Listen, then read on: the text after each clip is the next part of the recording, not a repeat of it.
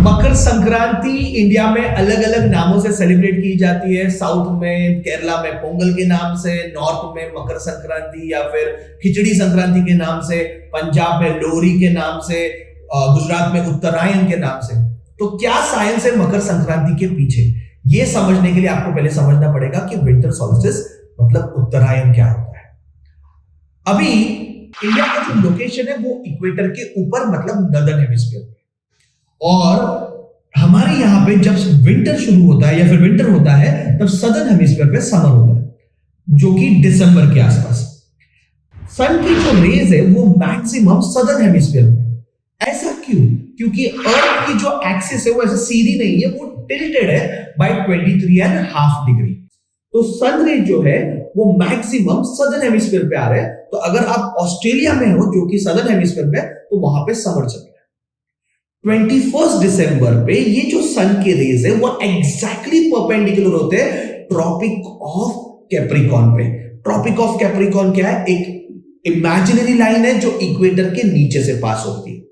तो इस tropic of Capricorn पे सन के रेज परपेंडिकुलर होते हैं, और 22 दिसंबर से सन अपना मोशन स्टार्ट करता है टुवर्ड्स नॉर्थ। मतलब ये जो सन है वो ट्रॉपिक ऑफ कैप्रिकॉर्न से ट्रॉपिक ऑफ कैंसर क्या हो रहा है? मूव हो रहा है। इस प्रोसेस को हम बोलते हैं उत्तरायण। उत्तर का मतलब होता है नॉर्थ और आयन का मतलब होता है motion, movement. So the motion of sun from south to north, that is from southern hemisphere to northern hemisphere, is called Uttarayan, जो कि स्टार्ट होता है 22 दिसंबर के बाद।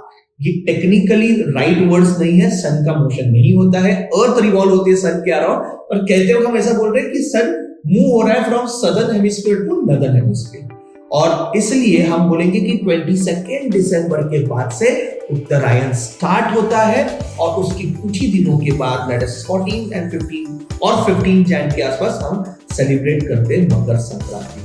मकर संक्रांति, मकर का मतलब है कैप्रिकॉर्न, ये एक राशि है, और संक्रांति का मतलब है संक्रमण, दैट इज ट्रांजिशन। तो मकर संक्रांति के दिन सन धनु राशि से मकर राशि में प्रवेश करता है, और पूरे भारत में इसको बड़े धूमधाम से सेलिब्रेट करते हैं। पर इस फेस्टिवल की खास बात यह है कि ये हमेशा 14 जनवरी को ही सेलिब्रेट करते हैं, और लीप ईयर के टाइम 15 जनवरी को। ऐसा क्यों? कभी आपने सोचा है? दिवाली हो, होली हो, और भी कोई फेस्टिवल हो, हर साल अलग अलग डेट पे हम सेलिब्रेट करते हैं, बट मकर संक्रांति हमेशा एक फिक्स डेट पे ही सेलिब्रेट की जाती है।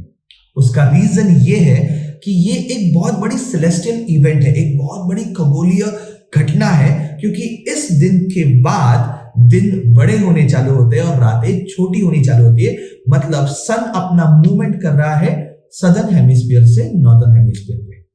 तो इसे मेजर हम करते हैं सोलर कैलेंडर पे। यस, तो जो मकर संक्रांति है ये हम सोलर कैलेंडर बेस्ड है, और जो बाकी के फेस्टिवल है, इंडिया के जितने भी फेस्टिवल्स है, वो ज्यादा करके it is based on lunar calendar, that is the calendar based on moon. Makar Sankranti को खिचड़ी संक्रांति भी कहते हैं या फिर खिचड़ी भी कहते हैं। अभी इसके पीछे क्या रीजन है? मकर संक्रांति ये हार्वेस्ट फेस्टिवल है, पूरे कंट्री में अलग अलग जगह पे हार्वेस्टिंग होती है, और मकर संक्रांति को अलग अलग नाम से सेलिब्रेट किया जाता है। जैसे आप केरल में जाओगे तो पोंगल के नाम से सेलिब्रेट किया जाएगा, पंजाब में जाओगे तो लोहरी के नाम से सेलिब्रेट किया जाएगा। अभी बेसिकली हार्वेस्टिंग जो होती है वो मिड विंटर क्रॉप की होती है, लाइक शुगर केन, ज्वार, बाजरा, इन सब की, और इनके जो बाई प्रोडक्ट्स है, इन बाई प्रोडक्ट्स से फेस्टिवल सेलिब्रेट किया जाता है, जिसमें हम दान करते फूड का और खुद बनाते हैं। तो एक कल्चरल इवेंट बन जाता है, जैसे कि तिल के लड्डू बनाए जाते हैं, गजक बनाया जाता है, और इस तिल के लड्डू को, गजक को सोसाइटी में बांटा जाता है, एक दूसरे के साथ खाया जाता है, और इस तरह से ये फेस्टिवल बनाया जाता है। पर इसमें सबसे इंपॉर्टेंट जो नॉर्थ इंडिया में और इनफैक्ट सारे इंडिया में सेलिब्रेट होता है कि हर एक के घर पे खिचड़ी बनती है। तो इसके पीछे क्या रीजन है? तो साइंटिफिकली अगर देखोगे तो खिचड़ी एक होलसम है, जिसमें आप आपकी इम्यूनिटी को बूस्ट करोगे, क्योंकि विंटर के बाद आपका डाइजेस्टिव सिस्टम काफी हद तक स्लो हो गया रहेगा। तो उसके लिए सबसे बेस्ट फूड है खिचड़ी, जिसमें आप राइस और दाल के कॉम्बिनेशन भी यूज करोगे। प्लस खिचड़ी जो है वो यूनिटी और हार्मनी का प्रतीक है। ऑल ओवर द कंट्री अगर आप सेलिब्रेट कर रहे हो एक कल्चरल इवेंट जैसा, तो it gives a very clear significance of unity and diversity.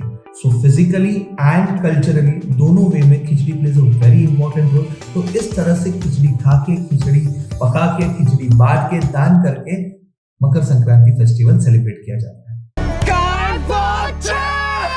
There is a tradition of flying kites on Makar Sankranti. अभी इसके पीछे क्या साइंटिफिक रीजन है?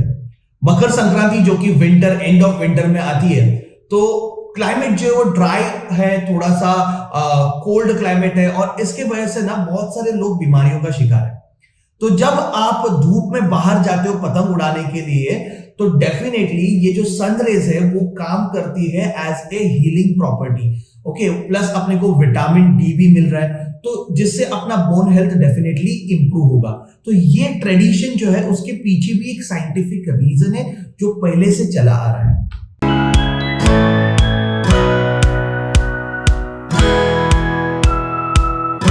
मकर संक्रांति को डे ऑफ सैल्वेशन भी कहते हैं.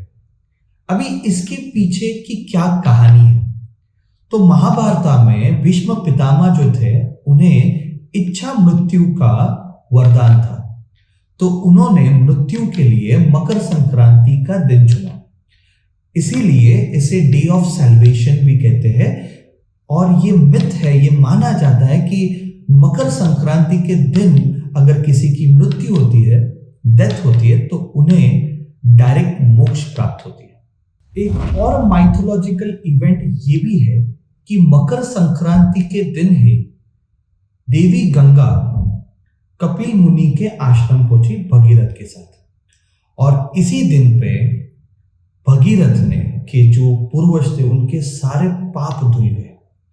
इसीलिए मकर संक्रांति को पाप नाशक दिन भी कहा जाता है. एक माइथोलॉजिकल इवेंट ये भी है कि इसी दिन पे, मकर संक्रांति के दिन पे ही लॉर्ड शिवा ने लॉर्ड विष्णु को आत्मज्ञान का पाठ दिया था जगत कल्याण के लिए, for the betterment of this universe. और इसीलिए इस दिन को डे ऑफ नॉलेज, मतलब ही ज्ञान कारक दिन भी कहा जाता है. और एक माइथोलॉजिकल इवेंट ये भी है, अकॉर्डिंग टू द मत्स्य पुराण, आज के दिन से ही सारे देवी देवताओं के दिन की शुरुआत होती है. इसीलिए हम इसे कल्याण कारक दिन भी कहा जाता है. That is the day of welfare.